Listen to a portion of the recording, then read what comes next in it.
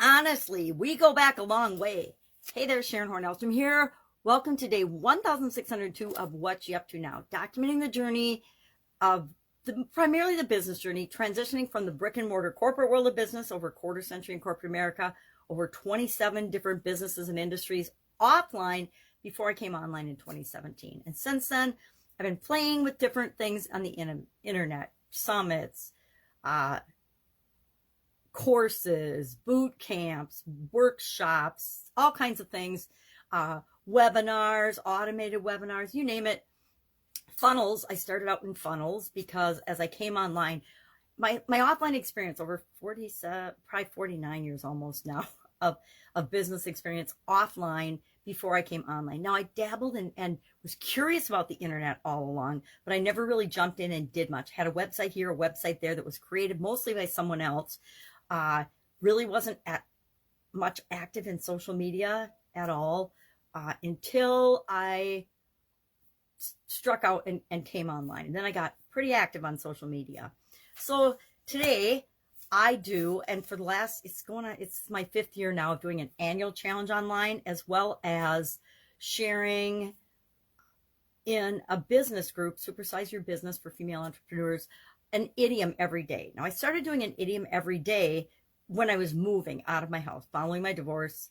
That was one of the last things that we did was I moved out of our house and we sold our house that we had together, our family home.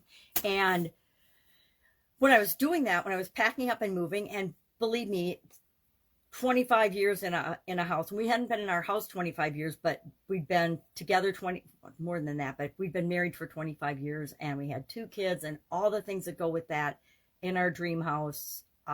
Lots of stuff that needed to be dealt with. So I needed a quick, easy way to create content. And I decided, I actually, as I was packing, I came across, I don't have it here, but not close to me anymore, but I came across a book that I'd gotten for my kids in junior high called something about 600 idioms, and so I started randomly picking an idiom out of that book, thinking, oh, I only need about 60 of these because I'll do 60 days to move and then I won't need to do it anymore. Well, then I found it was kind of fun and challenging to say, okay, what does this mean? Where did it come from? And how could we apply it to building and growing our business, right? Supersizing our business. And so it became like a game for me to figure out how to tie some of these idioms to business. And what do they mean for our business? And if something's been around for hundreds and hundreds of years, chances are we've heard it, or people that we interact with have heard it and might use it. And we might not agree on what things mean. Sometimes our definition of things is different. The word honesty, for example, honesty and trustworthiness, we can define that differently based on our values, beliefs, experiences, etc. So I kept doing it. And today was, I think, 1,212, but some have been repeated. And I track my videos on a spreadsheet, just on a Word document spreadsheet. I track the links, and I accidentally lost like 40 or 50 of them when I first started tracking them. Somehow when I saved the spreadsheet, I lost it. It's probably somewhere, but I couldn't find it when I was doing my videos one day, so I just started a new one. So, or else I accidentally copy and pasted and deleted. I did something. It was so long ago now, I forget. So over 1,000, well over 1,000 idioms we've talked about, and then said, how do they apply to business? Now today, our topic for our annual challenge this year is to continually improve, or to find something that we can do every day to improve us. I call it the BU 365-day challenge, to do one thing every day that improves us in some small way. And as I decided I was going to do this challenge, I'm like, all right, I need some kind of a framework to use in order to do it. So I decided the first 9 months of the year, we're going to focus in on an area or aspect of the life framework that I use, right? I've used this life framework. It was 7 areas and aspects of our life originally, and then I added 2 last year as I was participating in a coaching program about confidence and communication. And since those really are core things to us, and improving them improves every other area and aspect of our life, just like pretty much every area and aspect of our life in the life framework interact and influence one another. I added those. So we use physical, mental, emotional, spiritual, financial, relationships, contribution, confidence, and communication as the 9 areas that we're working on for the first 9 months of this year. And this month we're focusing on relationships. And today's topic was honesty and honesty in our relationships. So I shared 20 traits of a trustworthy and honest person. And then I shared 5 ways we can improve the honesty in our relationship. And our action item today is just to say, hey, on a scale of 1 to 10, how important is honesty to you right now in relationships? And I said you can specify the relationship because maybe honesty with your boss gets a different number and a different level of importance than honesty with your significant other. Honesty with your kids maybe gets a different value than honesty with your social media acquaintances. So up to you. That was our annual challenge topic for today. And again, it's just a little thing. Think about honesty, what it means to you, and how it applies to your relationships. Will that help you to improve your relationships? Absolutely, because one of the 5 ways to have more honesty in your relationships is to know yourself and to know what your intentions are in a relationship.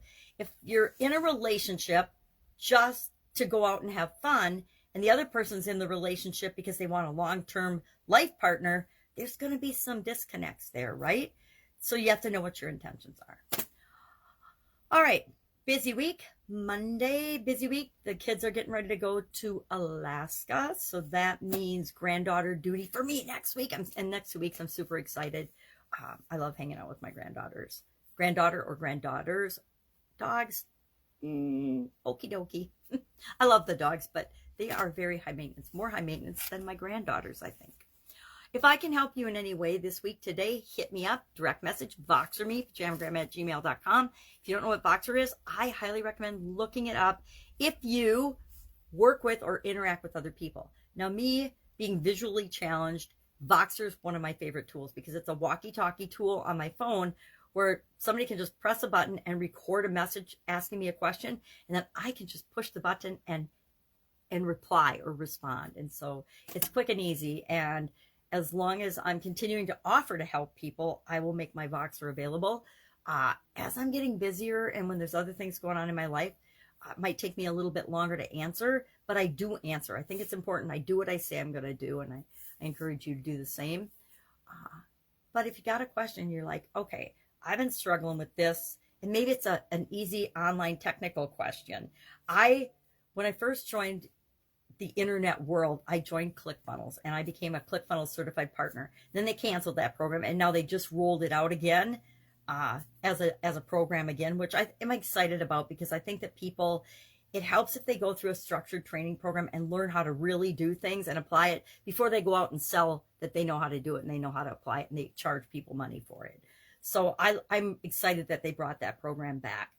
But that's how I joined. And I remember there were some times during the certification where I would get a new lesson and assignments and things we had to do and then turn in our homework to get graded every week. And it wouldn't open up until the next, I think it was, I don't remember if it was Monday or Tuesday or whatever, but till the next week, the next lesson wouldn't open up.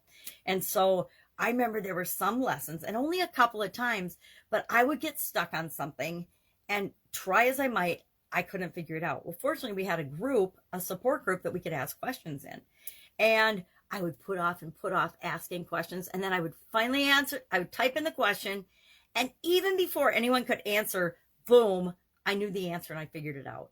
But it was me getting over my hurdle of asking for help that I needed to learn.